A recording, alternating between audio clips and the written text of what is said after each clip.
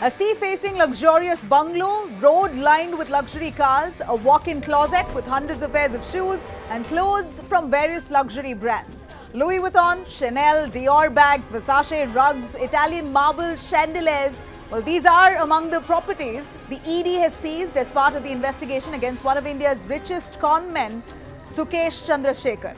ED sleuths were stunned to see the grandiose interiors of the bungalow worth 10 crore rupees, which includes a mini bar, a movie theatre, home gym, a pool, a rooftop recreational area. What's striking is that Sukesh Chandrasekhar is lodged at the Delhi's Rohini jail currently for a case of criminal conspiracy and cheating. But that did not stop him from amassing a fortune by conning people. Sukesh operated an extortion racket from inside the jail. In fact, Sukesh has now been accused of extorting up to 200 crore rupees from a businessman over a period of 1 year. He also has over 20 other cases of extortion against him and operated a racket from inside his jail cell. So what is the conman's master plan for extortion? How did his scheme work?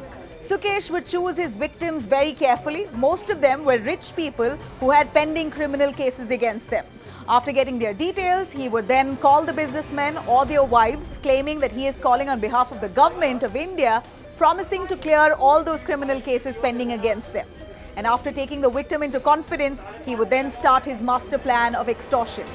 The conman also recruited a few senior jail officials to ensure that his scheme did not hit any roadblocks. In fact, he also roped in a banker, Komal Podar, vice president of RBL Bank, and a few others to really help him with that money and move that money around.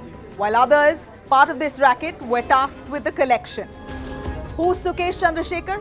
Well, Chandrasekhar is also known by the name Balaji and is a native of Bengaluru.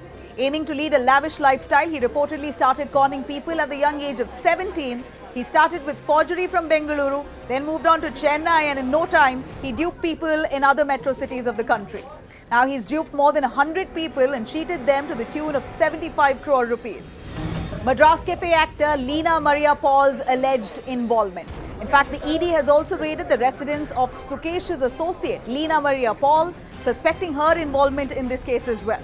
Paul, who's an actor, has worked in multiple films, mostly in Malayalam. She also had a part in John Abraham's film, Madras Cafe.